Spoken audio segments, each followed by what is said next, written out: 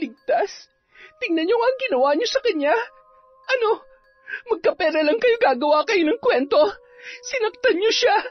Ayan, tingnan niyo mga bakas ng sugat na naiwan sa katawan niya. Anong klaseng matino manggagamot ang gagawa nito? Irereklamo namin kayo, mga mukhang pera't manloloko. Masyadong madahas ang dila mo. Gusto kong maunawaan mo na hindi sapat ang magandang muka para magustuhan ka ng mga taong nasa paligid mo. Kailangan mong matutong rumespeto at kung paano makipagkapwa-tao. Ngunit malabo yatang makita mo kung anong tama at mali kung hindi mo mararanasan ang maghirap. Tingnan lang natin kung makapagmaldita ka pa, makapanghusga at makapanghamak ng mga taong katulad namin. Ilang beses na natin ginawa yan. Hindi naman tayo nagkulang sa paggabay sa kanya. Siya ang problema dahil sarado ang isip niya. Hindi nga siya marunong tumanggap ng pagkakamali. Hindi. Ano nangyayari sa akin? Hindi ako pwede maging pangit. Mommy! Daddy, ang buhok ko! Taon 2010. Quezon.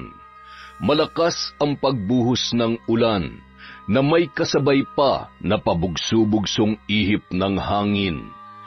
Gamit ang ilaw na degasera na nasa gitna ng mesang yari sa kahoy, ay tahimik na pinagsasaluhan ng 4 na bata ang kaunting lugaw na nakahain sa kanilang harapan.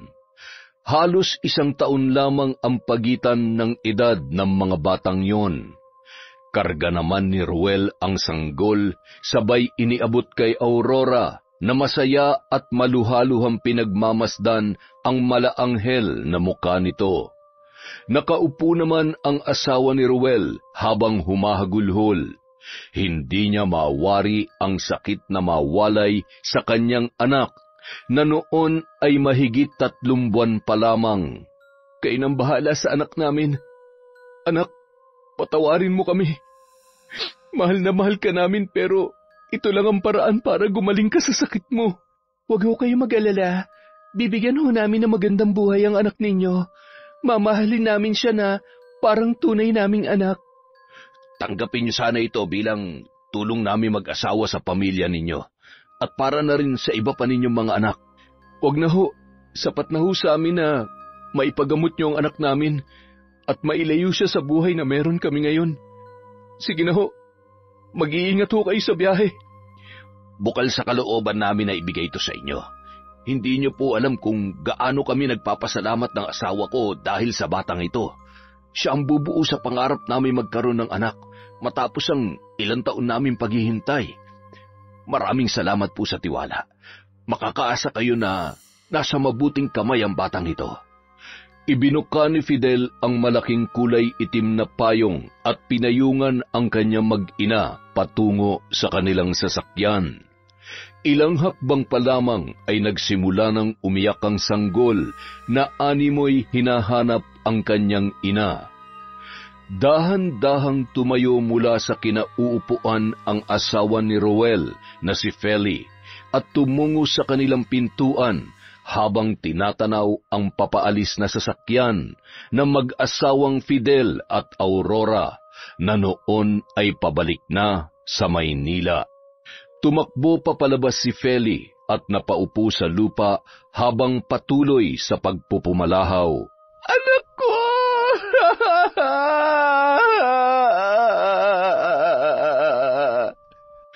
Agad namang sinundan ni Ruel ang kanyang asawa at pilit na pinapakalma sa gitna ng malakas na ulan. Tama na, Feli. Huwag mo na masyadong pahirapan ang sarili mo. Tandaan mo, ginawa natin to para gumaling siya. Mahal na mahal natin ang anak natin pero hindi sapat yun. Wala tayong kakayahan na madugtungan ang buhay niya dahil... Patawarin mo ko, Feli. Patawarin mo ko sa mahirap na buhay na meron tayo ngayon. Kung kaya ko lamang sana.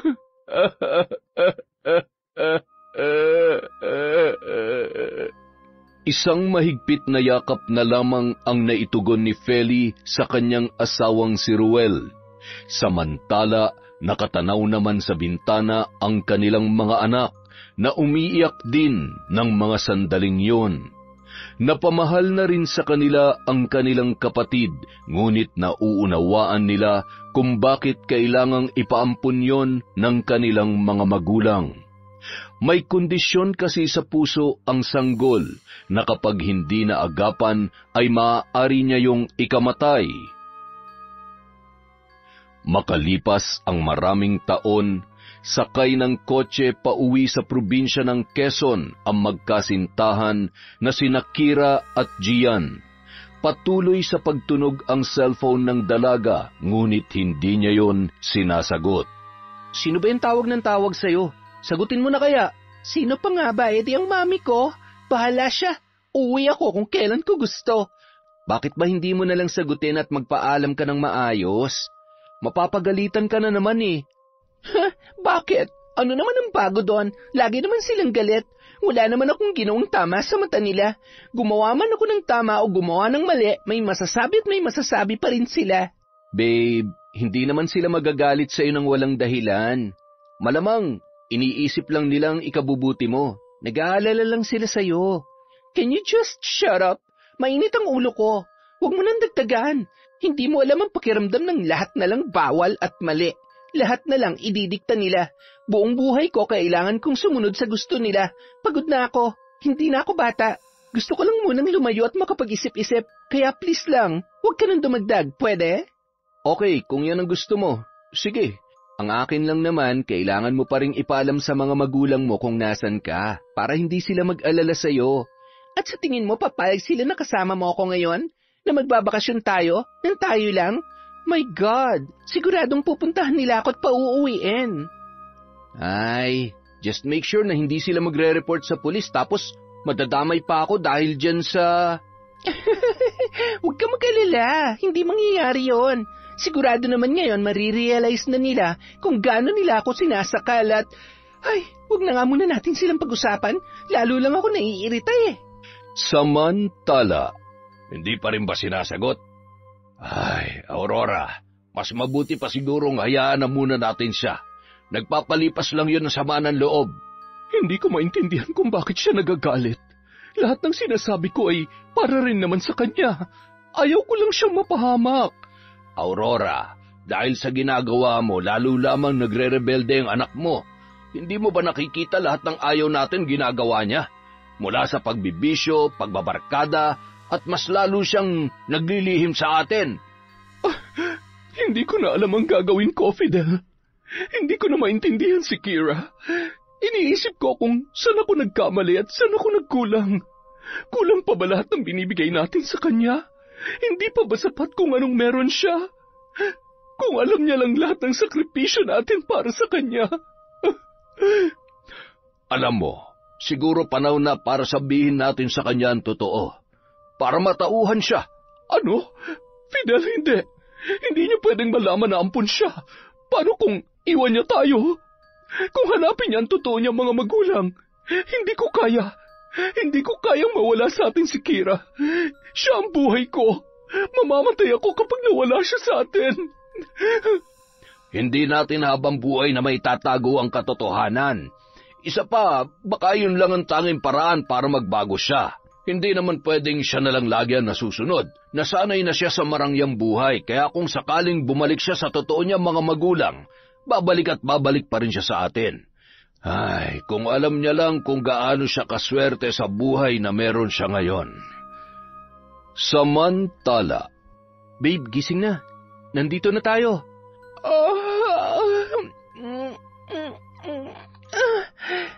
Teka, seryoso ka ba?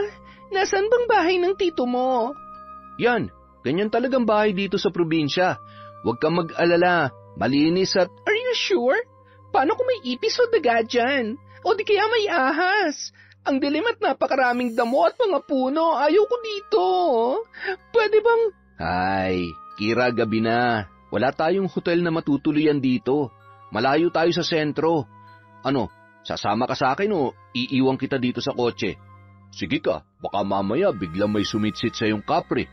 Sabi ng lola ko dati, sa malalaking puno na mamahay ang mga... Okay, eto na, bababa na. Ano ba yan? Why so dilim? Wala bang kuryente dito? Wala. Malayo nga kasi sa sentro. Iilan lang ang bahay dito at magkakalayo pa. Bakit hindi mo naman agad sinabi na ganito pala ang lugar na pupuntahan natin? Hindi ka naman nagtanong eh. At saka, ikaw kaya tong bigla ang nakipagkita at nagdesisyon na sasama sa akin dito. Ay, pinilit mo ako na sasama ka ah. Ay, okay, wala naman na ako magagawa dahil nandito na tayo. Are you sure ba na safe tayo dito? Oo naman, dito ako lumaki. Dahil sa lugar na to, natuto akong mangarap, kaya napadpad ako sa Maynila. Pinag-aral ko ang sarili ko, nakatapos at nakahanap ng maayos na trabaho. Sino mag-aakala na magiging isa akong engineer? Sayang nga lang wala nang nanay at tatay ko. Nakita sana nila kung paano ko natupad ang pangarap ko. Bata pa lang ako nung namatay sila at naiwan ako kay Chongberto. Siya na ang tumayong nanay at tatay ko mula nung high school ako. Kaya nga, napakaswerte mo, babe. Dahil mayaman ka at mahal na mahal ka ng parents mo. Kaya ka nila pinagbabawalan dahil gusto ka lang nilang protektahan. Pwede ba? Hindi mo alam ang sinasabi mo. Pagod na ako. Gutom and naglalagkit na ang skin ko. Kailangan ko na mag-shower. Ay, halika na. Tumuloy na tayo. Chong! Chong, nandito na po kami. Gian? Iho? Ikaw na nga ba yan? Aba... Opo, ako nga po. Ang napakagwapo niyong pamangkin. Manang-mana sa inyo, syempre. Ah, siya nga po pala si Kira, girlfriend ko. Ah, hi po. Ano ba yan? Hindi ba siya naliligo? Ay. Nako, akala ko ay may kasama kang artista. Napakaganda naman pala ng girlfriend mo. Ay siya, tumuloy na kayo sa loob. Sakto, nakaluto na ako ng hapunan. Kaya lang ay pagpasensyahan nyo na ha. Hindi ko naman inakalang may kasama kang bisita, kaya gulay na lang kalangan niluto kong ulam. Okay lang po, Chong. Paborito ko kaya yan at sigurado magugustuhan din niya ni Kira. Hindi ba, babe? Hindi ko pa. O siya, ayusin muna natin ang mga gamit natin para makakain na tayo. Siya nga pala, walang shower dito ha.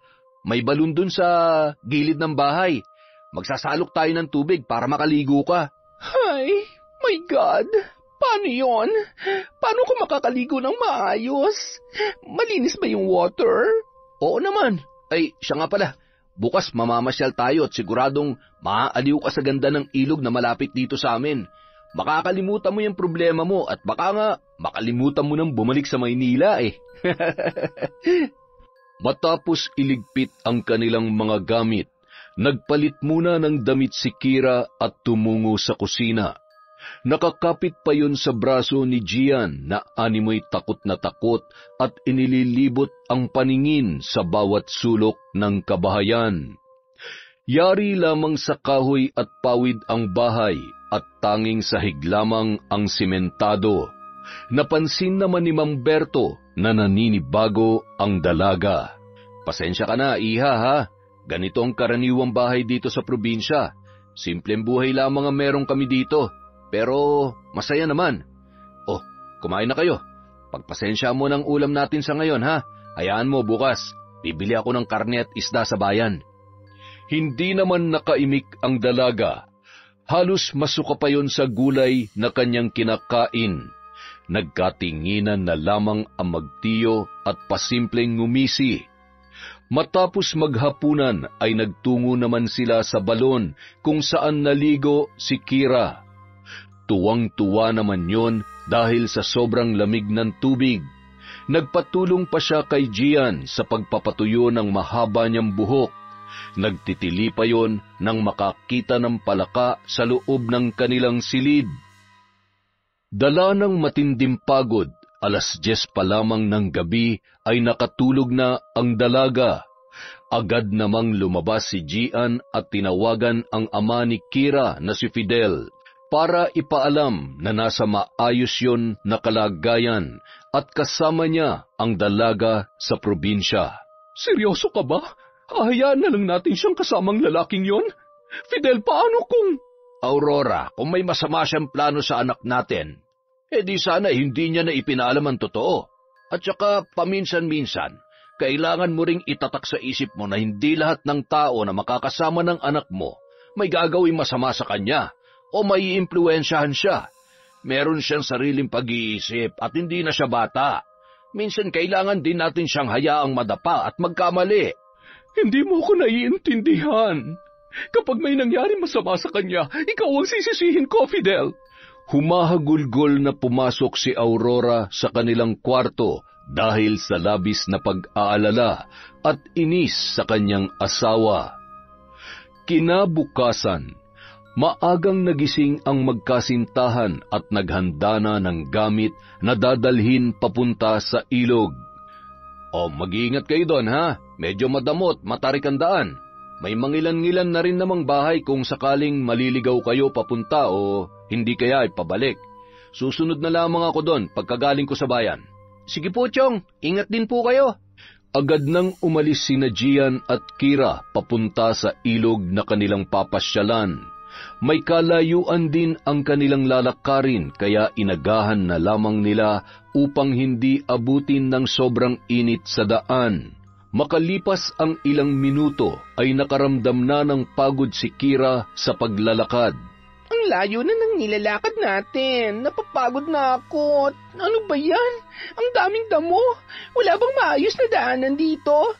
Ang sakit na ng pakot. Nangangati na ako sa dami ng nagtataas ang damo. Aray, ang hapi at ang kati-kati. Ay nako, kanina ka pa nagrereklamo. Malapit na tayo. Makinig ka. Naririnig mo na ba yung agos ng tubig? Ay, salamat naman. Gustong-gusto ko na mag-swimming. Pawis na ako. Oh my God, ang dami ko na tuloy rashes. Tingnan mo. Ay, mawawala rin yan. Ayan, nandito na tayo. Tingnan mo kung gaano kalinaw yan, oh. Woohoo! Wow! Ang ganda nga. At mukhang ang lamig ng tubig. Masayang-masaya sina Kira at Gian habang nagsuswimming sa ilog. Habang naliligo ang dalawa ay napalingon naman sila sa isang matandang babae na may dalang timba at nakatitig lamang sa kanila. Nang magtama ang paningin ni Gian at ng matanda na noon ay nakangisi, ay agad na tumalikod yon at nagmamadaling umalis. Oh my God! Sino yon? She looks so nakakatakot. Weirdo. Wala yon. Siguradong napadaan lang si Lola. Sino ba naman ang hindi mapapadungaw kapag ganito kagwapo't kaganda naliligo sa ilog na to? Sabi ko sa'yo, makakalimutan mo lahat ng problema mo dito eh.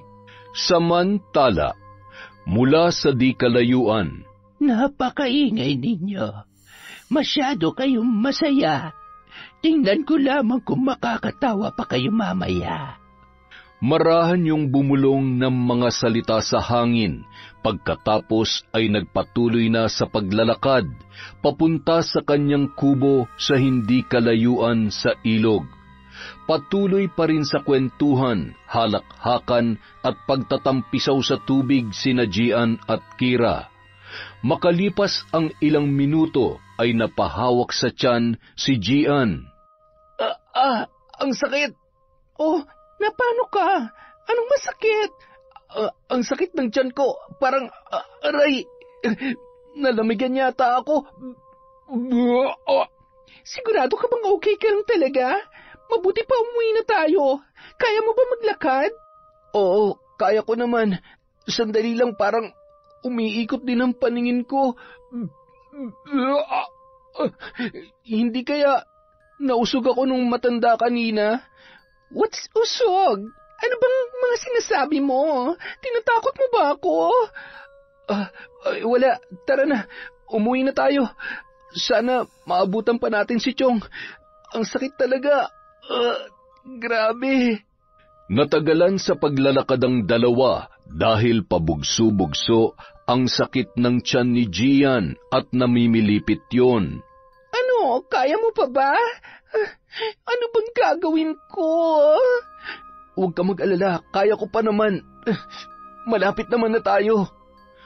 Nang makarating sila sa bahay ay sakto namang papaalis pa lamang si Mang Berto. O ano nangyari? Bakit namumutla ka? Ay sus Mariosep, nakagat ka ba ng ahas? Hindi po, Chong. Bigla na lang pong sumakit ang tiyan niya at nagsuka. Nag-almusal naman kayo bago kayo umalis. Tiyong, sa tingin ko, nausog ako nung matanda kanina. Matandang babae na may mahabang puting buhok at mukhang napaglaruan nga kayo ng matandang yun. Sandali lang at ipaglalaga kita ng mga dahon at halamang ugat para maibsan niyang sakit ng tiyan mo. Matapos maglaga ng yerba buena at tsaang gubat, ay agad na pinainom ni Mang Berto si Gian. Ang pangit ho ng lasa, Tiyong. Hindi naman Bakit kasi pinapainom niyo siya niyan? May balak pa kayong lasunin siya o baka kayo naman talagang naglason sa kanya kaya sumakit ang tiyan niya at nagsususuka. Kailangan natin siyang dalhin sa ospital. Magdahan-dahan ka nga sa sinasabi mo. Hindi ko ipapahamak ang pamangkin ko. Hindi ospital ang kailangan niya. Posibleng ang nausog siya kaya albularyo makakapagpagaling sa kanya. Habang nasa ganoong sitwasyon ay dumating naman si Binsoy. Kapag walang pasok ay naglalakuyo ng isda sa mga kabahayan. Anak yon ng kilalang albularya sa nasabing lugar. Mang Berto, bibili po ba kayo ng isda? Oh, Binsoy, ikaw pala. Mabuti naman at nakarating ka rito. Ano nangyari sa kanya? Mukhang nausog Nasa bahay bang Nanay Feli mo? Opo. Papuntahin ko po ba dito o... Samahan mo na lamang sila sa inyo. Susunod ako.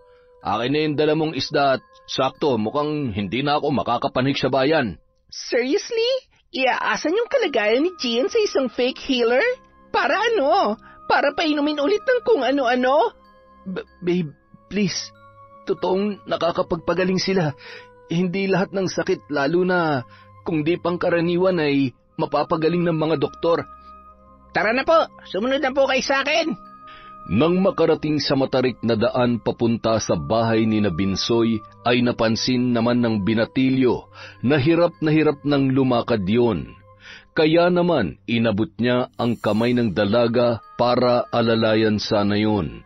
Iyo, ako na. Tingnan mo nga yung kamay mo at mga kuko. So dumi, tapos hahawakan mo ako. Napakalansa mo at ako na bahala sa sarili ko. Alalayan mo na lang si Gian. Ay, ano ba namang klase mga daan to? Matapos ang 20 minuto, nakarating na rin sila sa bahay ng albularya na nagngangalang Feli, ang ina ni Binsoy. Halos 15 taon na rin mula nang matutunan noon ang panggagamot. Mayat mayang tinitingnan ni Binsoy ang muka ng dalaga. Hindi niya maintindihan kung bakit parang pamilyar sa kanya ang itsura noon. Bakit ka ba tingin ng tingin sa akin? Ngayon ka lang ba nakakita ng maganda sa tanang buhay mo? Pasensya na ho. Nay, may magpapagamot po. Agad namang lumabas si Aling Feli mula sa kusina nang makita ang dalaga na noon ay nakatingin din sa kanya ay natulala ang babae. Para lamang siyang nananalamin ng kabataan niya pa. Siguraduhin mo na mapapagaling ng nanay mo ang boyfriend ko, ha? Babe, please. Ano na naman? Nag-aalala lang naman ako sa'yo. Kung sana sa ospital na tayo pumunta, malapit na sana tayo. At siguradong gagaling ka pa. Anong nangyari sa'yo, iho? Sobrang sakit ho ng tiyan ko. Nausog po yata ako. Aray, ayan na naman.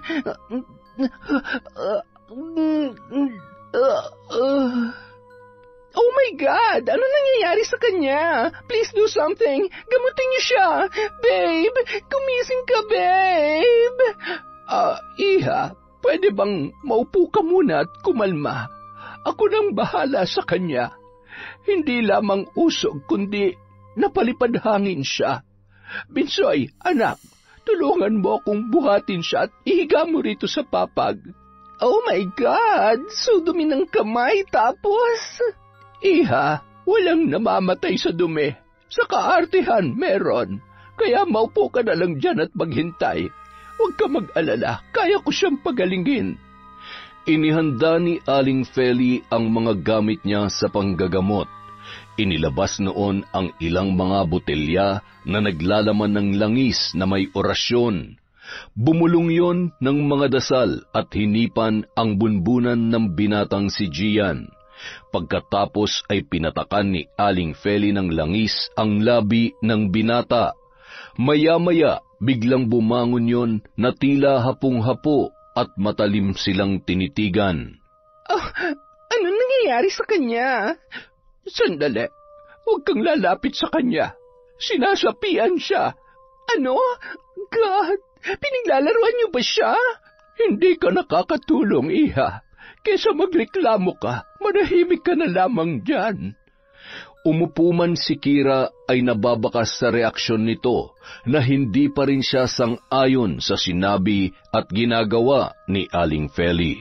Sa ngalan ng Amang makapangyarihan sa lahat, kung sino ka man, layuan mo ang binatang ito.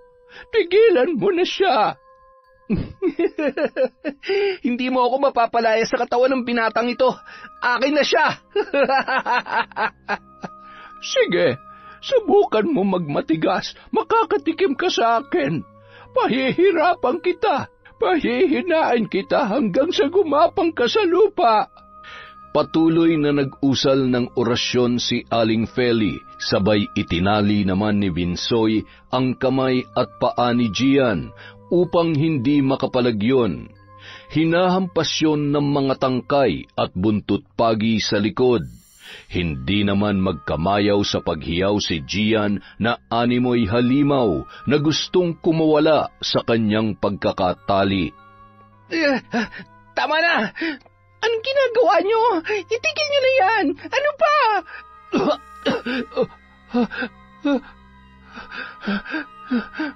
Anong nangyari sa akin? Bakit? Salamat sa Diyos. Hindi niyo hinayaang mapahamak ka ng dahil sa masamang hangin na may kasamang sumpa ng kapahamakan. Ligtas ka na, iho. Ligtas? Tingnan niyo nga ang ginawa niyo sa kanya. Ano? Magkapera lang kayo, gagawa kayo ng kwento? Sinaktan niyo siya. Ayan, tingnan niyo mga bakas at sugat na naiiwan sa katawan niya. Anong klaseng matinumang gagamot ang gagawa nito? Irereklamo namin kayo, mga mukhang pera at manloloko.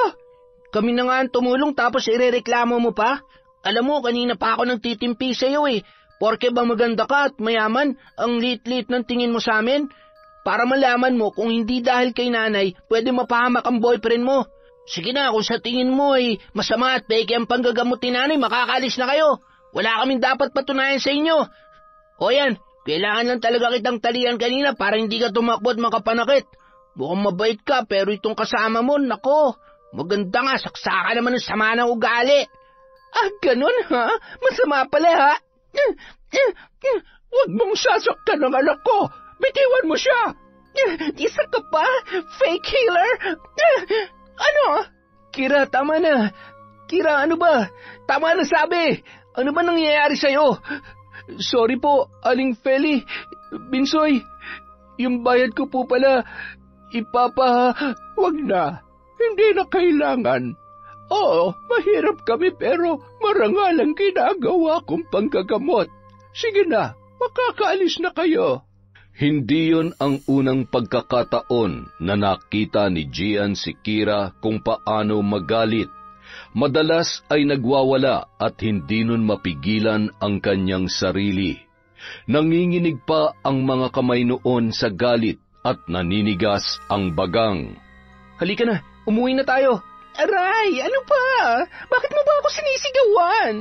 Dahil hindi na tama yung ginawa mo. Sinaktan mo sila pagkatapos nila tayong tulungan.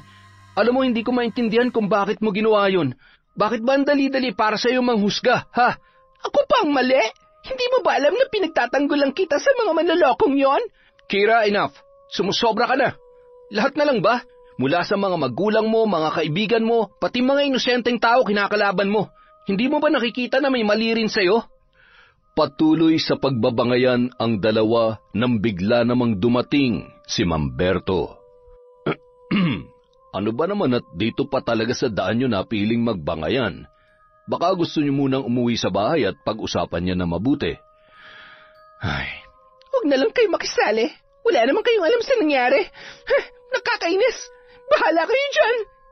Walang kasing bilis na lumakad papalayo, pabalik sa bahay ni Mang Berto, si Kira. Napailing-iling na lamang si Mang Berto sa inasal ng kasintahan ng kanyang pamangkin na si Gian. Pambihira naman, Gian. Pasensya na sa sasabihin ko, ha? Napakabait mong bata at alam kong matalino ka. Oo, maganda si Kira, pero bakit naman parang nung umulan ng kaartehan at kasungitan ay sinalo niya yata lahat? Mahal ko siya, Chong. Alam kong kahit ganun ang ugali niya ay may kabutihan pa rin sa puso niya. Hindi ko siya susukuan. Kailangan ko lang pong tulungan siya na mas pairalin ang kabutihan kaysa galit at kung anumang hinanakit na kinikimkim niya sa puso niya. Ay. Tumango na lamang si Mang Berto at inalalayan ang bahagya pa ring nanghihinang si Gian.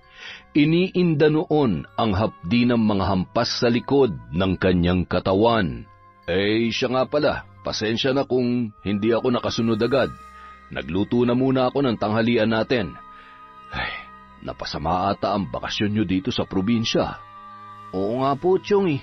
Siguradong magyayaya na yun na bumalik sa Maynila.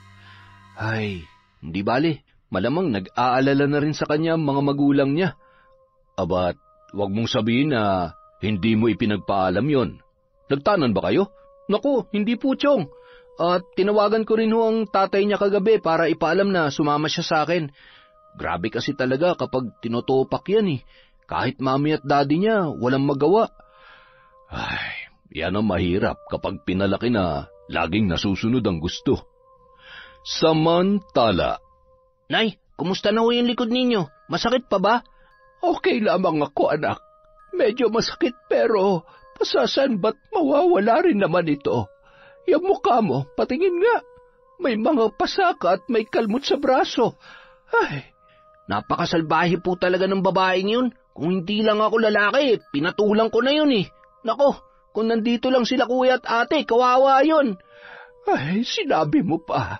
Pero anak, alam mo kung kasama natin ang ate mo, yung kinukwento ko sa'yo, siguro kaedaran niya at kasing ganda niya rin. Okay na po yung kaedaran at kasing ganda, pero wag naman sanang kasing ugali nun. Ikaw talaga. Natitiyak ko na magandang pagpapalaki sa kanya ni Aurora at ni Fidel. Mabubuting tao ang umampon sa kanya. Siya, alalayan mo nga ako papuntang kusina at magluluto pa ako ng ulam ng tatay mo. Mag-aalas 11 na yata. Siguradong papauwi na yon. Ako na po, Nay. Magpahinga na lang po kayo dyan. Si Binsoy ang bunso sa mga anak ni na Aling Feli at Mang Ruel. At siya na rin lang ang nakakasama nila sa bahay. May kanya-kanya na kasing pamilya ang kanilang mga anak na nakatira sa mga karatig baryo at ang iba naman ay nasa ibang lalawigan. Madalang na lamang kung makadalaw ang mga yon, lalo na't abala sa kani-kanilang hanap buhay. Lumipas man ang maraming taon ay bakas pa rin ang kahirapan sa kanilang pamilya. Bukod tanging si Binsoy ang kaisa-isa nilang anak na nagtiyagang magpatuloy sa pag-aaral sa kolehiyo sa kursong edukasyon. Nakatingin sa kawalan si Aling Feli nang dumating ang kanyang asawa na si Mang Ruel. Ma, ayos ka lang ba? May nangyari ba? Wala naman. May naalala lamang ako. Maupo ka muna at magkwentuhan tayo. Nagluluto pa si Binsoy. Aray, ang sakit talaga ng likod ko. Bakit? Nagbuhat ka ba ng mabigat? Biglaan naman yata ang pananakit niyan. Mahabang kwento. Kanina kasi ay may napadpad ditong dayo. Wari ko'y yung lalaki, yung pamangkin ni Berto. Yung babae ay namumukaan ko rin pero hindi ko maalala kung saan ko nakita. Hawig nga ng panganay natin pero saksakan ng maldita. Sus Mariosep, daig pa nga yung may sapi. Alam mo, masarap turuan na leksyon ng malditang yon. Sinaktan niya ang bunso natin, may mga pasa at kalmot tuloy. Tapos nung inawat ko ay tinulak ako. napasama tuloy itong likod ko. Masyadong matapobre at tinawag pa akong, ano ba yon? Fake healer.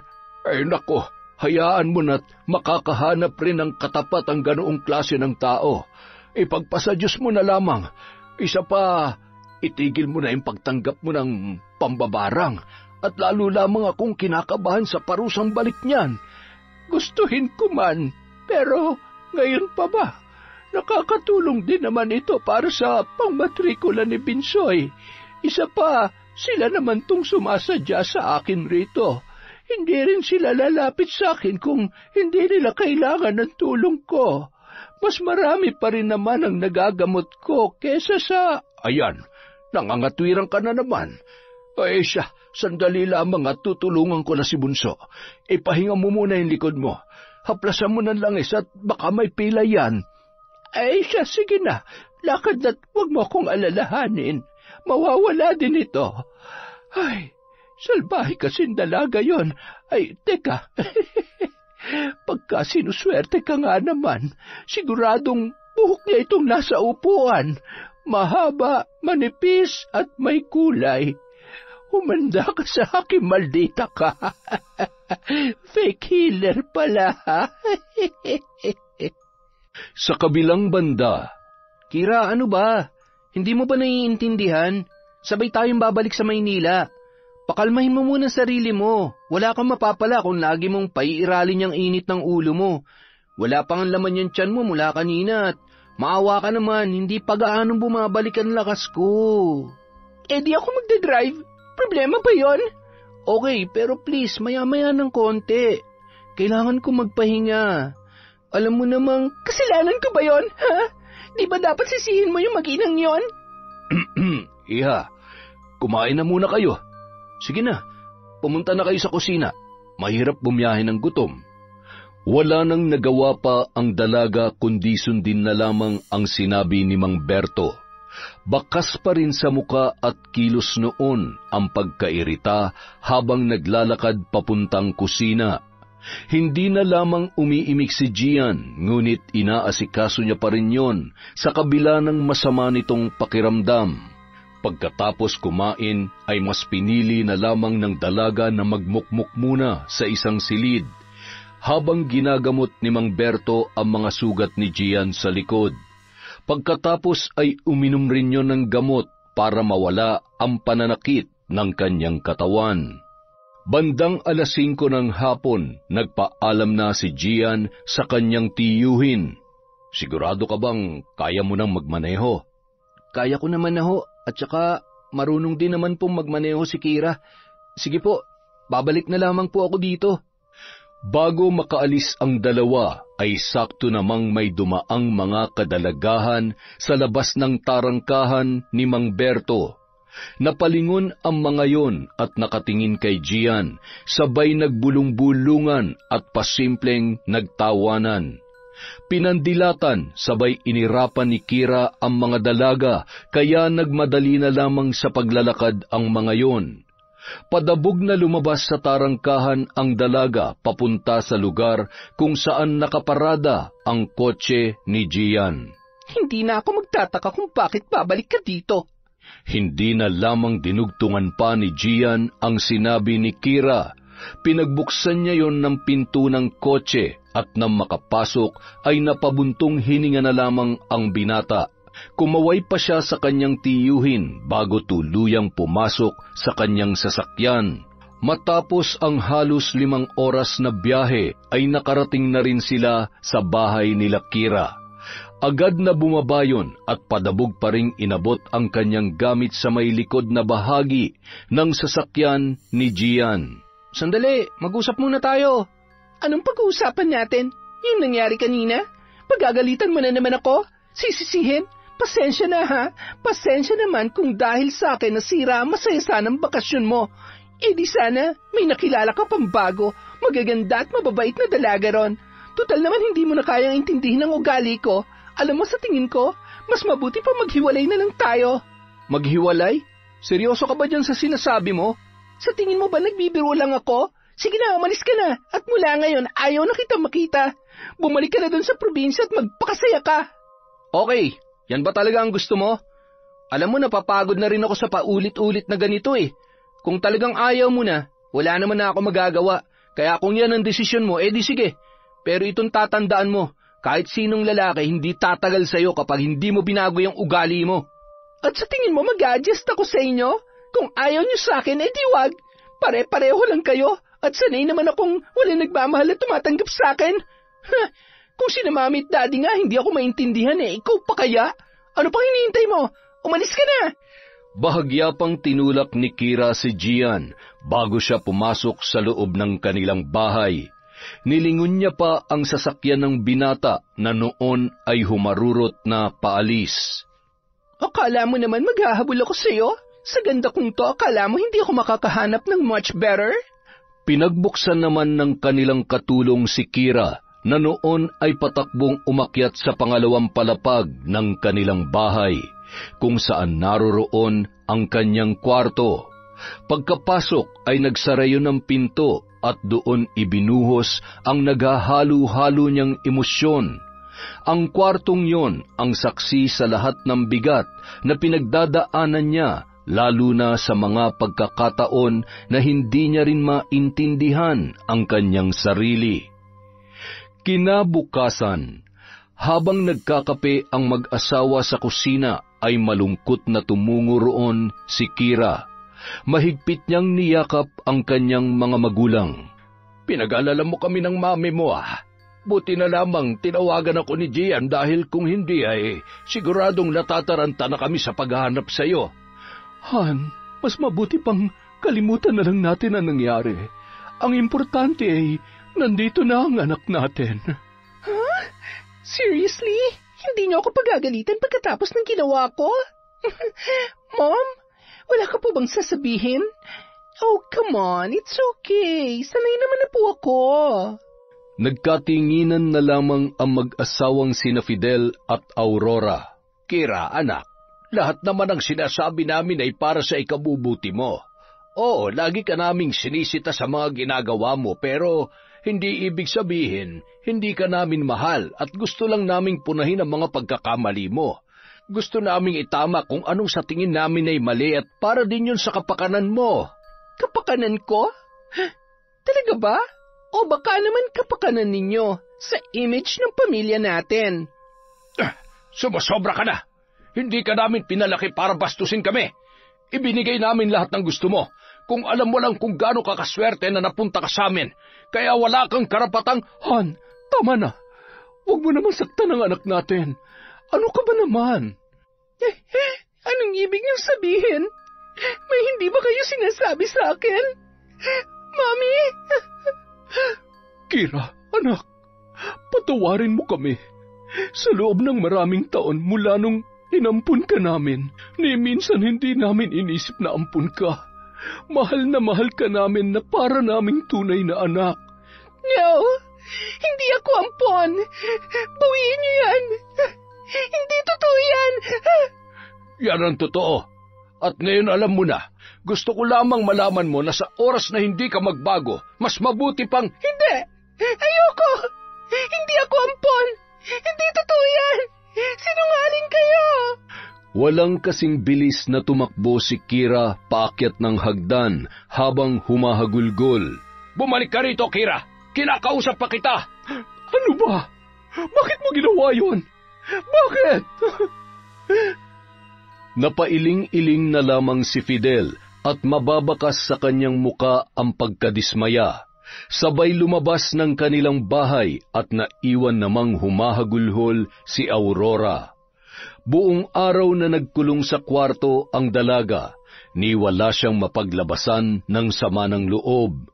Matalino at masasabing lahat ng talento ay ipinagkaloob sa kanya ng Diyos, pero sa kabila noon ay wala siyang permanenteng kaibigan dahil wala namang tumatagal sa kanyang ugali. Wala siyang pakialam kung sa bawat salita at ginagawa niya ay nakakasakit na siya ng damdamin ng iba. Kinagabihan, inihahanda na ni Aling Feli ang kanyang mga gamit sa isang kubo kung saan niya isinasagawa ang pambabarang. Nay, sigurado po ba kayo sa gagawin ninyo? Hayaan nyo na lang po kaya yun. Makakahanap rin yun ng katapat niya. Bumalik ka na lamang dun sa bahay, anak. Sige na, huwag ka mag-alala at alam ko kung paano ko tuturuan ng leksyon ng babaeng yon. Sige na, pumunta ka na doon at huwag ka na makulit. Magluto ka na ng ulam at paparating na ang tatay mo. Tingnan mo na lamang kung anong mailuluto mo doon sa ref. Nanay naman, wala naman po tayong ref. Ay, oo nga pala wala. Nangangarap lamang naman ang nanay mo. O siya, magkatay ka na muna ng isang baboy, anak. Yung puti ang dugo, ha? Yung totoong baboy ay sa graduation mo na. Sige po, mamimitas na po ako ng baboy. Nanlang ka pala. Kayo talaga? Ay, kaunting tiis na lamang. Makakapagtapos na rin ang bunso namin. Sana bago man lamang ako bawian ng buhay ay makita ko man lamang siyang magkaroon ng magandang kinabukasan. Kahit isa man lamang sa mga anak ko ay makapagtapos.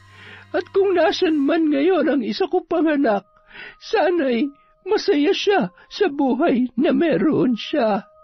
Pumasok si Aling Feli sa kanilang kubo at doon ay isa-isa niyang inilapag ang kanyang mga gamit sa sahig. Inilabas niya ang isang maliit na sisidlan sa kanyang bulsa kung saan nakatago ang buhok ni Kira. Dahan-dahan niya yung kinuha at inilagay sa isang botelya na may langis at maliliit na insekto. Ipinatong ng ginang ang bungo sa isang itim na tela pagkatapos ay nagsindi ng mga kulay itim na kandila. Maya-maya, hinawakan niya ang isang aklat na kulay itim at hinagkan yon bago sinimulang basahin ang mga kahindik-hindik na mga salita. Kinuha niya ang isang kandila at paunti-unting pinatakan ang bungo habang siya ay humahalakhak. Masyadong marahas ang dila mo. Gusto kong maunawaan mo na hindi sapat ang magandang mukha para magustuhan ka ng mga taong nasa paligid mo.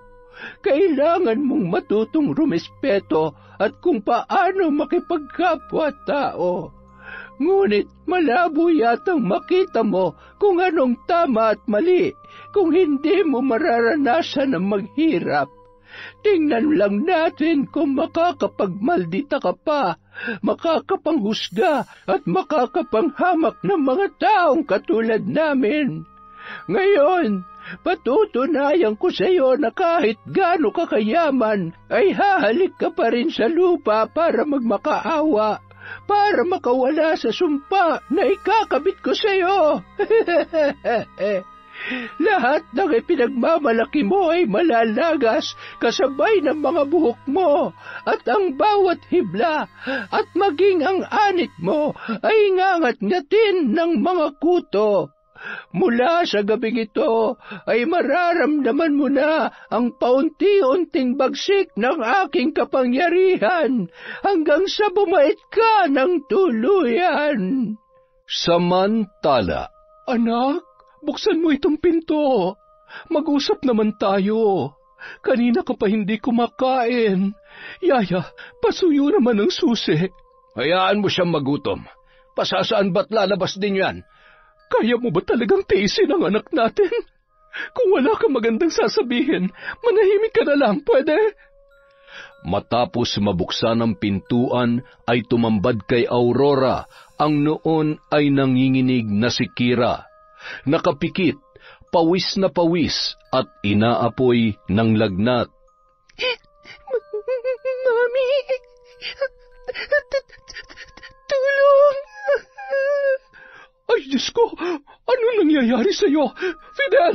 Fidel! Ang anak natin! Nang makita ni Fidel ang kalagayan ng kanilang anak, ay agad niyang binuhat yon at isinakay sa kanilang kotse. Sinugod nila si Kira sa pinakamalapit na ospital. Agad naman niyong inasikaso at binigyan ng gamot ng mga doktor. Nang gabi ring yun ay nakauwi na rin sila kaagad.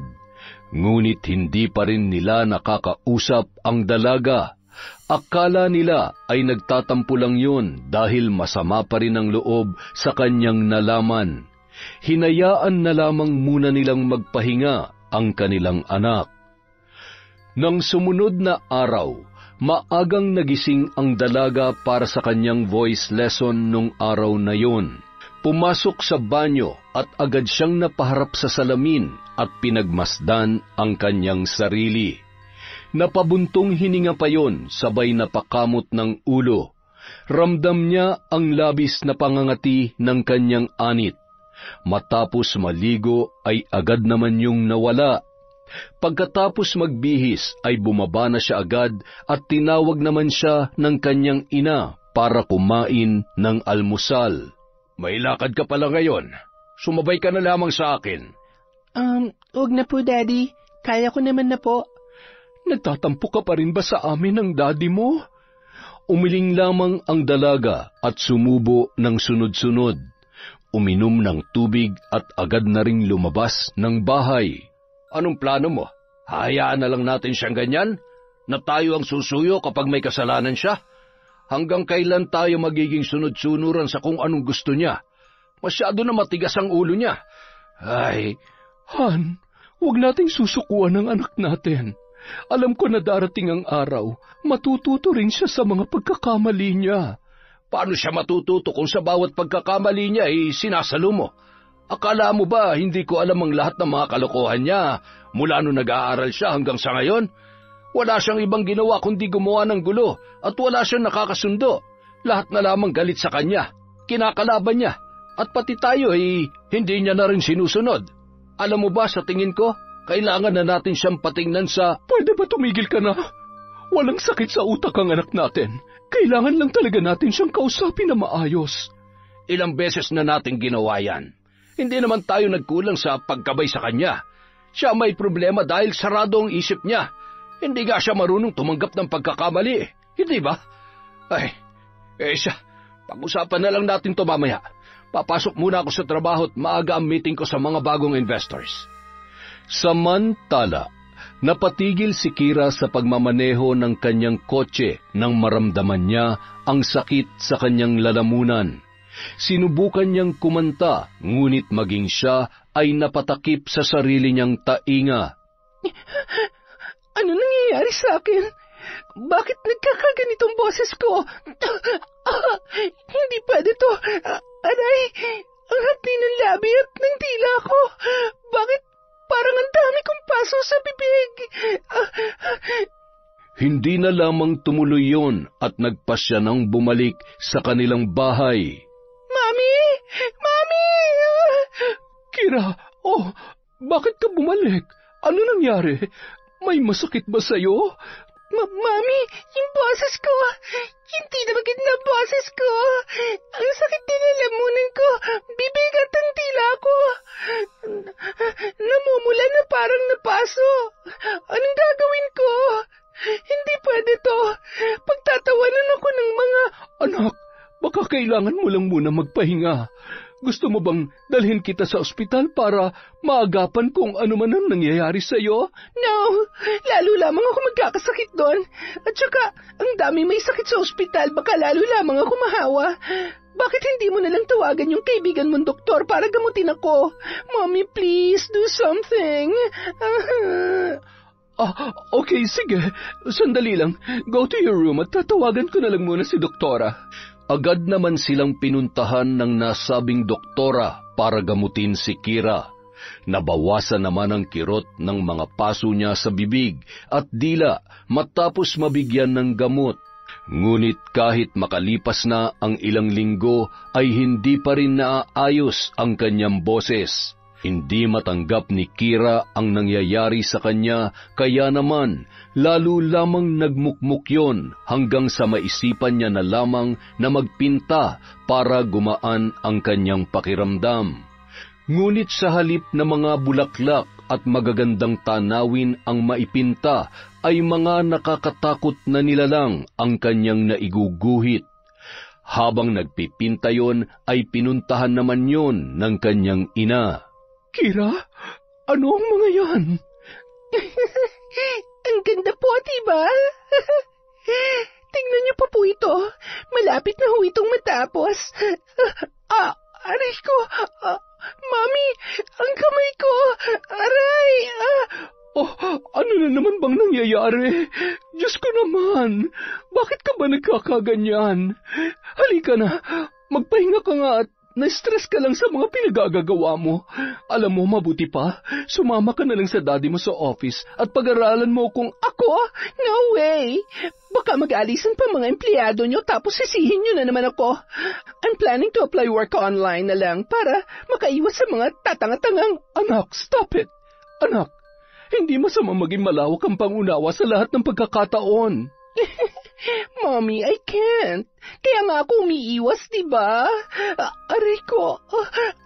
Mommy, tingnan mo. Nanginginig ang kamay ko. Hindi ko mapigilan. Mommy! Pilit na pinakalma ni Aurora ang kanyang anak na si Kira. Napapansin niya ang kakaibang pagbabago sa katawan ng dalaga maliban na lamang sa ugali nito, dahil mula sa pagkabata noon ay sadyang kilalanan nila ang kamalditahan ni Kira.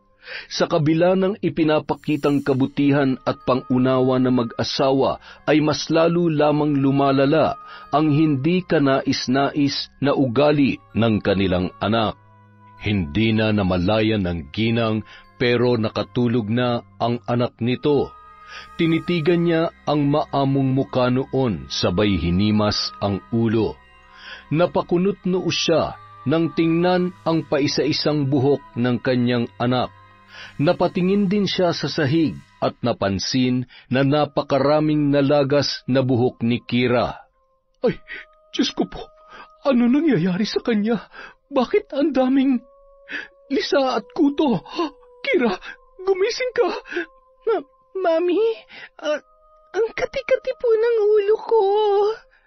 Nagkakamot yun, kaya naman napalundag papalayo si Aurora sa takot na siya ay mahawa. Mami, bakit? Parang nandidiri ka sa akin. Nang tingnan ni Kira ang kanyang higaan, kumot at maging ang damit, ay napasigaw yon nang makita ang napakaraming kuto na gumagapang. No! Hindi pwede to! Mami, ano nangyayari sa akin? Nadatnan ni Fidel ang mag-ina sa kwarto na ganoon ang kalagayan. Hindi yun makapaniwala sa kanyang nakita, ngunit nagawa pa rin noong lapitan si Kira.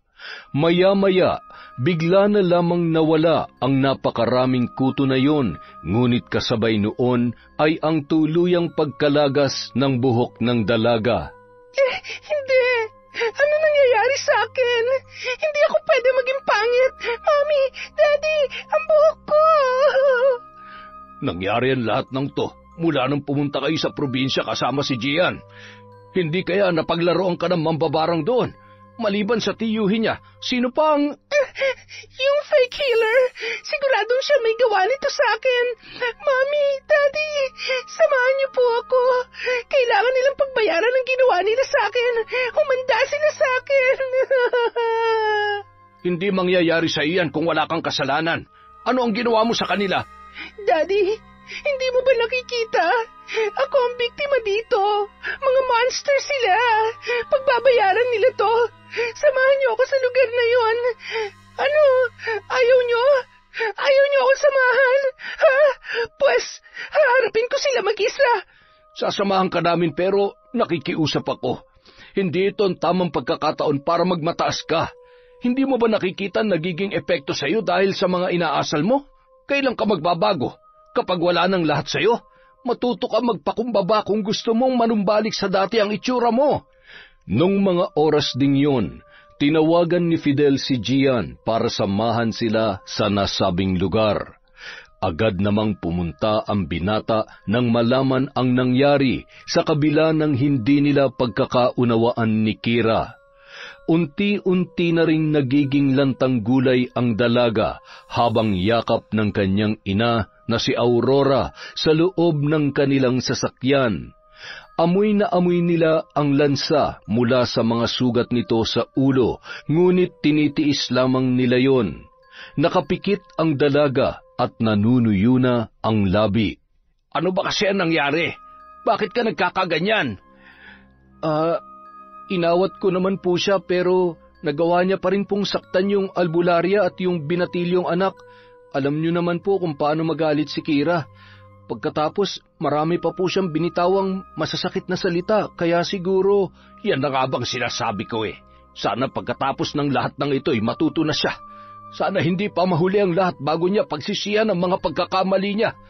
Huwag ka nga nagsasalita ng ganyan. Gagaling pa ang anak natin. Kung kailangan kong lumuhod at magmakaawa sa mambabarang na may gawa nito sa kanya, gagawin ko. Mailigtas ko lamang ang buhay ng anak ko. Kira, anak, magpakatatag ka. Nandito lamang si Mami, ha? Han, naiintindihan ko nararamdaman mo. Mahal na mahal ko rin naman ang anak natin. Kaya lang, hindi sa lahat ng pagkakataon ay mapoprotektahan natin siya. Siya lamang ang makakatuwid ng pagkakamali niya. Bandang 8:00 ng umaga nang sila ay makarating sa probinsya. Kinarga ni Gian ang dalaga papunta sa bahay ni Aling Feli. Nagkatinginan pa ang mag-asawa nang tila pamilyar ang mga dinaanan nila papunta sa lugar na yun. Nakahinga naman sila ng maluwag nang makita na ang bahay na kinaroroonan ng albularya na tinutukoy ni Gian, dahil natitiyak nilang malayo yon sa bahay ng totoong magulang ng dalaga. Tao po! Tao po! Magandang araw po. Kailangan ho namin ng tulong ninyo.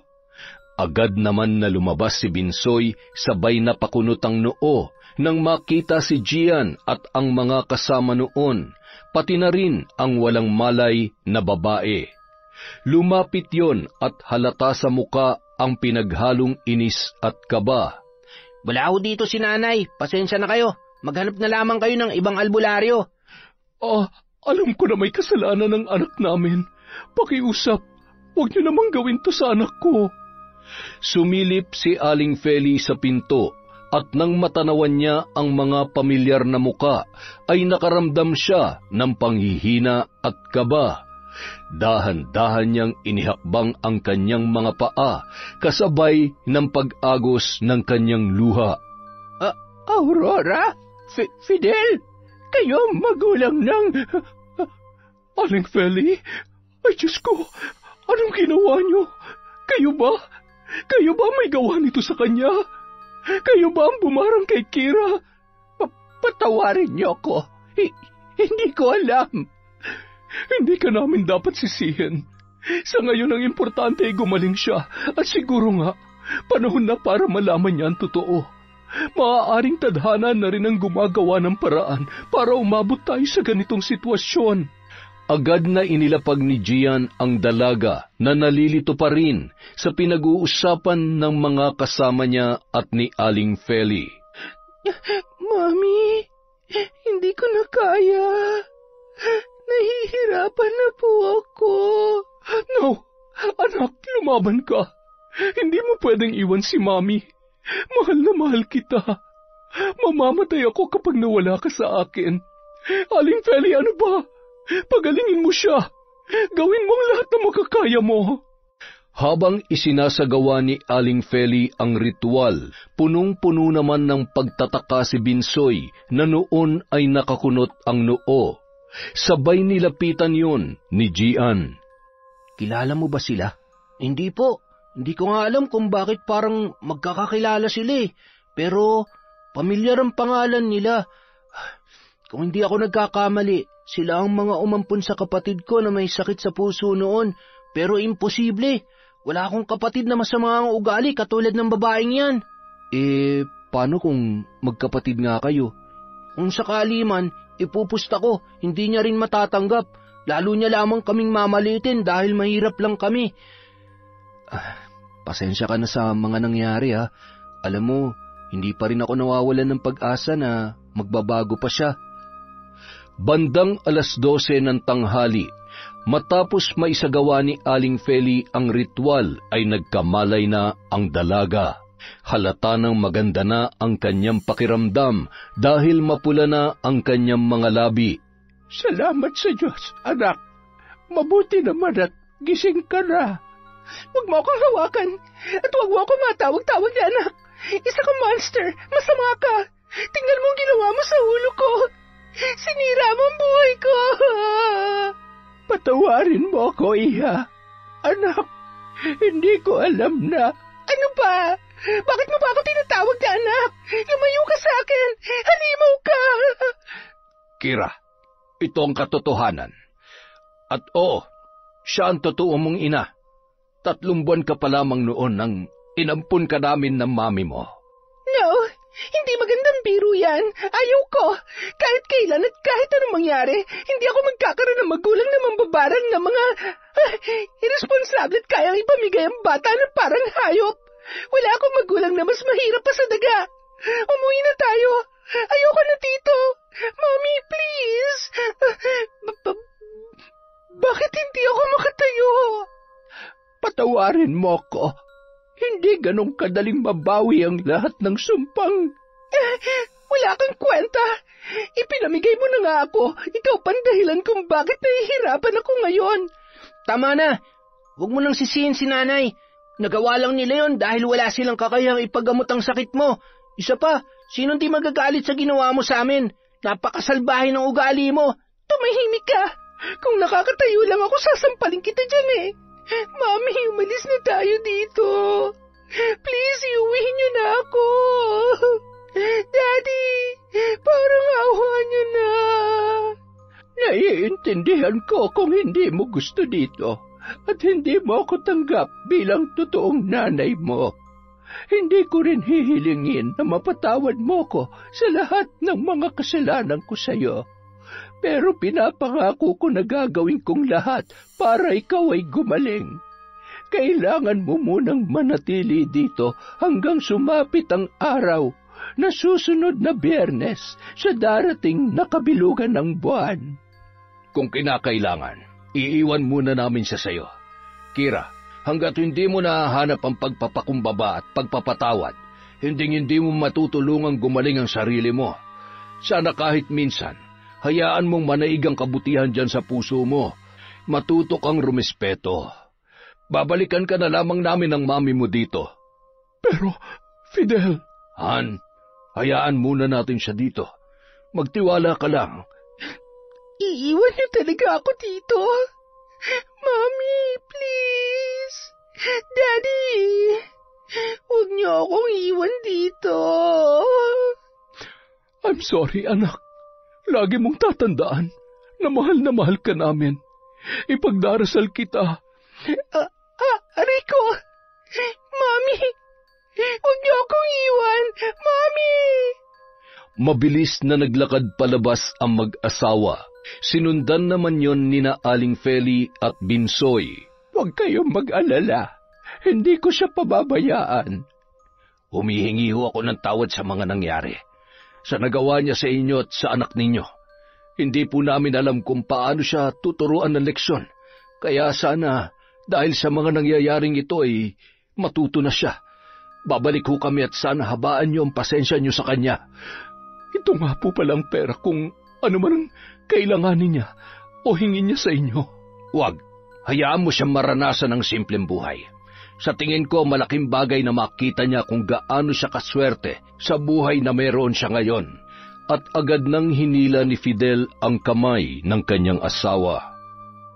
Samantala, nagmamadali namang tumakbo papasok ng balkonahe si Gian kung saan naroon pa rin si Kira na noon ay humahagulgul pa rin. Anong ginagawa mo dito? Umalis ka na. Pareho lang kayo. Hindi niyo ako mahal. Ano bang tinutunga-tunga mo? Umalis ka na. Iwanan mo ako rito. Magsama-sama kayo.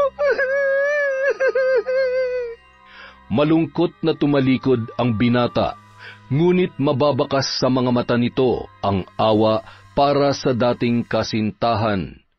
Agad na rin silang bumiyahe pabalik ng Maynila. Hindi mapigilan ni Aurora ang pag-aalala at sakit na nararamdaman na iwanan sa ganoong kalagayan si Kira, ngunit pinipilit niyang lakasan ang kanyang loob. Umaasa siya na may magandang kahihinatnan ang naging desisyon nilang mag-asawa. Samantala, Anak, alam kong nagugutom ka na. Gusto mo bang subuan kita? Masakit pa rin ba ang kamay mo? Mas gugustuhin ko pang mamatay na lamang sa gutom kaysa kainin ang pagkain na yan. Ano na naman ang gagawin mo sa akin ngayon? Lalasunin mo ako? Alam mo, ang pangit talaga ng tabas ng dila mo. Hindi kami masamang tao. Kung meron man masama dito, ikaw yun. Anak, mabuti pang maghain ka na at siguradong pauwi na ang tatay mo. Iwan nyo na kaya yan dyan, Nay. Hayaan nyo siya magutom. Ayaw niya naman kumain eh. Mabuti pa, ipakain ko na lang yan sa alaga akong... Minsoy, tumigil ka na. Mainit na nga ang ulo ay ginagatungan mo pa. Isa pa't makukurot na talaga kita. Nanay naman, ako ang bunso nyo, kaya dapat... Oh, ano ang meron at... may pasyente ka yata. Nasaan ang kasama niyan? Tay, iniwan po yan dito. Masama kasi ang ugali, kaya... Hindi ka ba talaga titigil, ha? Kapag ako nakalakad na, humanda ka sa akin. Abat, napakatapang mo naman, iha. Partida, may sakit ka pa niyan. Pa, si Kira. Siya ang anak natin. Ha? Ano ba ang pinagsasasabi mo dyan? Wala naman tayong anak na maldita at wala din tayong anak na ang pangalan ay Kira. Siya yung ipinampun natin kina Aurora at Fidel. Siya ang anak natin. Hindi mo ba siya namumukhaan? Ano?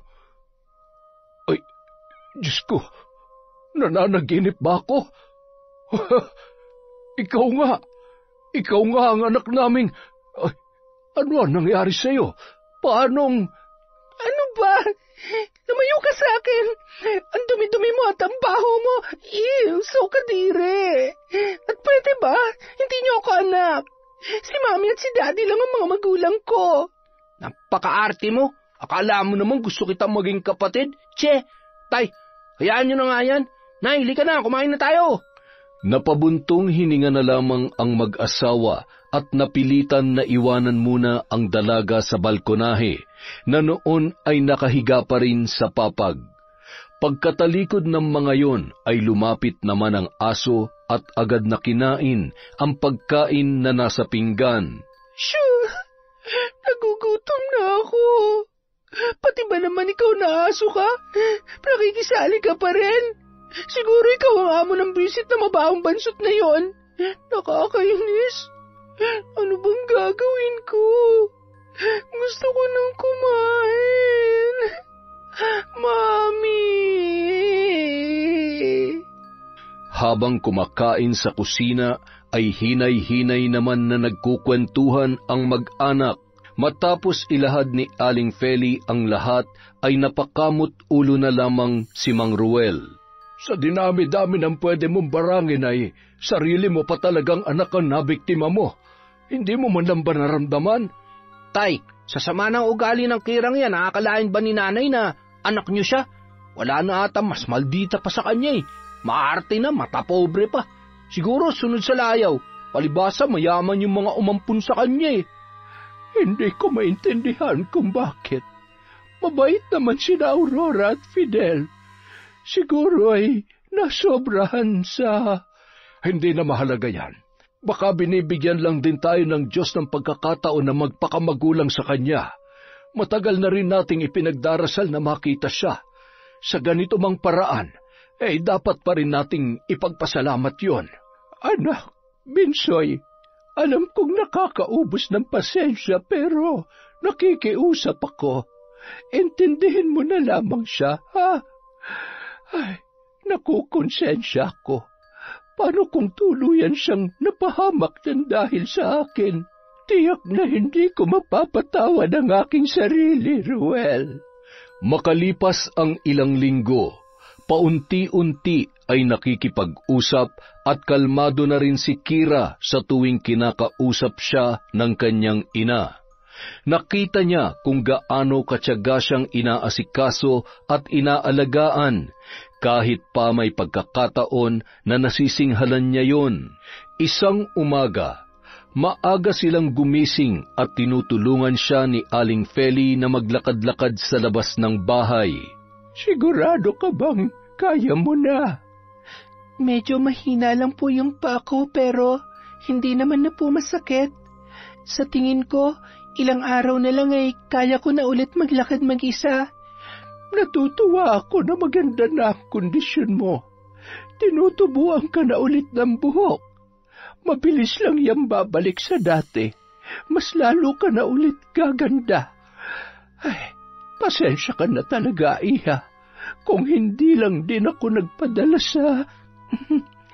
Kasalanan ko naman ho talaga. Hindi nyo naman ho gagawin yun ng walang dahilan. Kung sila mami at daddy nga po nagagalit sa inaasal ko, kayo pa kaya? Salamat po, kasi kahit masama ang ugali ko, pinili nyo pa ring alagaan ako at pagalingin ako. Alam nyo po, lahat ng mga taong nakikilala ko, nagiging kaibigan at maging yung taong mahal ko, iniiwan din ako sa huli. Hindi po nila kinakaya yung pagiging maldita ko. Hindi ko naman po gustong maging ganito pero hindi ko na rin po alam kung paano magsisimula at kung paano babaguhin ang nakagawian ko. May mga pagkakataon na tinatanong ko ang sarili ko kung bakit ganito ako. Siguro nga naging abusado ako dahil pakiramdam ko kahit anong mangyari, may pera kami, mayaman kami at lahat ng gusto ko, masusolusyonan ng pera. Hindi po pala. Pero ngayon, mas naiintindihan ko na po ang lahat kahit papaano. Salamat po, Nanay. Oh, tama bang narinig ko? Tinawag mo akong nanay. Pinapatawad mo na ba ako? Pinapatawad mo na ba si nanay, ha? Wala ho kayong kasalanan sa akin. Kung hindi ho dahil sa ginawa nyo, baka wala na ako ngayon. At masaya po ako na naging magulang ko sina Mami at Daddy. At mas magiging masaya ho ako na nandyan ho kayo para sa akin, pati na rin si Tatay. Alam ko ho na kayo lang ho yung mga taong unang-unang tatanggap sa akin sa kabila ng mga pagkakamali ko. Siyempre naman, mahal ka namin. Pagbali-balik na rin man ang mundo, anak ka pa rin namin. Walang perpektong anak at wala ring perpektong magulang. Ang mami at daddy mo naman, alam ko kung gaano kanila kamahal. Kaya wag mong sayangin ang pagmamahal na yon. Ma, bumili ako ng karne sa bayan at isda para naman hindi puro gulay ang pinapakain natin sa bisita natin. Salamat po, Tatay. Pero hindi niyo naman po kailangan gumastos. Kumakain na rin po kaya ako ng gulay. Ay, teka. Ma, kurutin mo nga ako. Ba, bakit? Para kasing nananaginip ako eh. Tama ba yung narinig ko? Tinawag niya akong... Tatay naman, hindi ho pa naginip to. Pasensya na po kayo. Sana'y hayaan niyo po akong bumawi kapag nakakalakad na ako ng maayos, kapag magaling na ako. Salamat sa Diyos. Hindi ko akalain na darating pa ang araw na ito. Mukhang kailangan ko ng tuluyang talikdan ang pambabarang para masuklian ko naman ang kabutihan niya. Sabi niyo nga po, diba? Hindi pa naman huli ang lahat. Totoo ba yan? Bakit parang ang saya-saya nyo? Pinagpalit nyo na ba ako dito kay Maldita? Nay, nagkukunwari lang yan. Mamaya kapag nakatalikod kayo, sigurado. Kapag malakas na yan, malamang. Grabe ka naman. Sorry na. Alam kong galit na galit ka sa akin, pero pinagsisisihan ko na yon. Huwag ka mag-alala, patutunayan ko sa iyo na hindi ako kasing sama ng iniisip mo. Bigyan mo naman ako ng chance na maging mabuting ate, kaya sana kalimutan na natin ang mga nangyari. Pwede ba yon, bunso? Pag-iisipan ko, mahirap na. Matalino rin kaya ako, kaya hindi pwedeng basta-basta na lang ako maniniwala sa'yo. Kailangan kong makasiguro at mapatunayan na bumabait ka na talaga. Kaya lang, wag mo masyadong pilitin, baka mamaya lagnating ka. Okay lang, aalagaan naman ako ni Nanay. Sus, nasasanay ka na ha. Baka makalimutan mo akong bunso dito ha, at akong pinakamahal ni Nanay. Ay, naku naman, mukhang nagseselos yata ang bunso namin ha. Ako? Magseselos? Hindi pero konting-konti na lang ipapasundo ko na yan dito sa mami at daddy niya. Makalipas ang isa pang linggo, tuluyan nang nanumbalik ang lakas at sigla ng dalaga. Suot ang sombrero na pinahiram sa kanya ni Binsoy, humarap sila sa salamin sabay nagtawanan. Magkamukha pala tayo, te. Oo, pero mas gwapo ko kung sakaling lalaki ako at mas matangkad ako, no? Mukha lang naman dapat ang pinag-uusapan na damay pa yung height. Paano, ready ka na ba? Susunduin ka na ng mami at daddy mo. Oo, pero alam mo, sigurado ako na mamimiss ko kayo. Mamimiss ka rin namin, lalong-lalo na sina tatay at nanay. Hindi bali, pwede ka naman magbakasyon dito kasama si Kuya Gian. Wala na yon. Sa ginawa ko at sinabi ko sa kanya, siguradong maghahanap na ng iba yon. Pero kung mahal ka niya, siguradong kahit anong mangyari, magtsatsaga siya sa'yo kahit maldita ka pa. Ngayon, medyo bumait ka naman kaya sigurado babalikan ka nun. Ewan ko sa'yo, ang kulit mo. Kaya mamimiss kita Alagaan mo na maayos si nanay at tatay ha. Huwag ka mag-alala, tutulungan kitang makapagtapos at mapaayos tong bahay. Saka, gusto ko na rin makilala ang mga kapatid natin. Nung araw ding yun ay sinundo na si Kira ng kanyang mami at daddy. Masaya at mahigpit na yumakap yon sa kanyang nanay at tatay bago umalis. Labis namang nagpasalamat sina Fidel at Aurora. Mula ng araw na yon ay masayang-masaya na rin ang mag-asawa sa malaking pagbabago ni Kira. Makalipas ang 1 taon, Mami, Daddy, papasok na po ako. Dad, see you later sa office. I love you. Ingat anak, bilisan mo at may naghihintay sa iyo sa labas. Naghihintay? Sino naman po? Basta, sige na, ipagdadrive ka raw niya. New driver? Si Mami talaga. Good morning, babe. Gian, anong ginagawa mo dito? Don't tell me na ikaw yung... Ako nga. Ako ang driver mo today at hindi kita binibigyan ng karapatan na magreklamo. Okay, mag-drive ka kung gusto mo, pero para saan naman to? Bakit ngayon ka lang nagpakita sa akin? Wala lang, nagpamiss lang naman ako. At saka, siniguro ko na hindi na mainit ang ulo mo. Mahirap na. Ang sabihin mo, hindi ka na nakatiis. Sobrang namiss mo ng kamalditahan ko. Ano, simulan na natin? Ha? Okay lang. Namiss ko naman talaga yan. At sobrang namiss kita, Kira. I miss you too. Mamaya na tayo mag-usap. Ipag-drive mo na ako at nagmamadali ako. Siguro naman sapat na yung kiss ko para makarating agad tayo sa office. Samantala.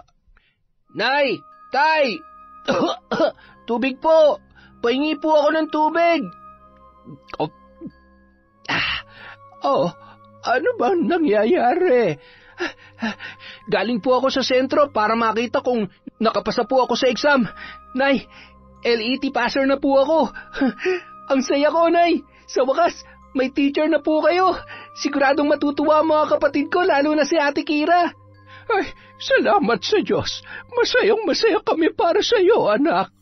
Abat, napakahusay talaga nitong bunso ko. Salamat, anak. Proud na proud sa iyo si tatay. Hindi ko akalain na may anak na akong teacher. Katulad ho ng pangako ko sa inyo, iaahon ko ang pamilya natin sa kahirapan. Konting tiis na lang, tay. Hindi nyo na kailangan magbilad sa init ng araw at magpakahirap sa trabaho. Ako naman po magtatrabaho para sa inyo. Ay, napakaswerte talaga natin sa bunso natin. Gwapo na, matalino pa, at napakabait pa. Ay, maswerte rin ang mapapangasawa mo, anak. Abay, hindi pa pwede yan. Hindi pa pwedeng mawalay sa akin ang bunso ko. Yon, napakaganda na naman po ng kwento natin sa araw na ito. At dahil dyan, meron tayong shout out. Simulan natin kay M. Rose Strong OFW in Kuwait. Hi po kay Zanti, kay Sally Roldan, Hello kay Melin Lendio and Elmer Calatero from Davao. Hi po kay Michelle Esperon. Hello kay Virginia Belay. Shout out kay Minerva Caranog from Gabaldon, Nueva Ecija. Hi kay Isay Diaz, kay Lydia Lopez, kay Jennifer Sacris. Hello po kay Christine Moncada, kay Catalea Soto. Hi kay Ver Hever from Singapore, kay Kathy Baldwin from Kansas City, USA, kay Karen, kay Princess, kay Alexis, at Christine Angela Grefaldia. Hi kay Agnes at Edgardo Fontanilla. Hello po kay Kurt Mina. Shout out kay Vicky Yabut. Hi kay Lagawang Shaw TV. Hi po sa family ni Rose and Mara, kay Alma Naong, kay Mami from Doha, Qatar. Hello kay Jeneline Mix Vlog, kay Miss Maura. Hi kay Rose Flores from Western Bikutan, Taguig, kay Mare Nila Cervantes. Hi po kay Janet at Lito Wanta, kay Jerilyn Ramos from Taiwan. Hi sa family Bernades from Corazon, Cacaldia, kay Vance Terence from Kuwait. Hi kay Yachin Tamashiro. Hi kay Front Row Infinity, kay Romeo A. Marcelino at Aryan Gail Leonora. Hello po kay Bengski from Dubai, kay Jairo Nisa Nanding. Hello kay Bea 5 Pink, kay Merly Pura. Hello po sa Cabral family from Estela da Silva, kay Marjorie Dequilia, sa Caspe family from Chera Monte. I Love Traveled, kay Chloe Dia. Hello po kay Cecil Vlog, kay Michelle Manuge. Hi kay Chris Alcantara.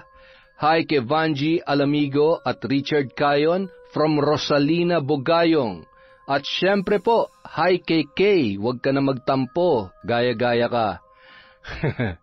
Sa mga hindi ko po nabanggit, marami pa po tayong susunod na videos. Maraming salamat po mula sa Kwentong Enteng.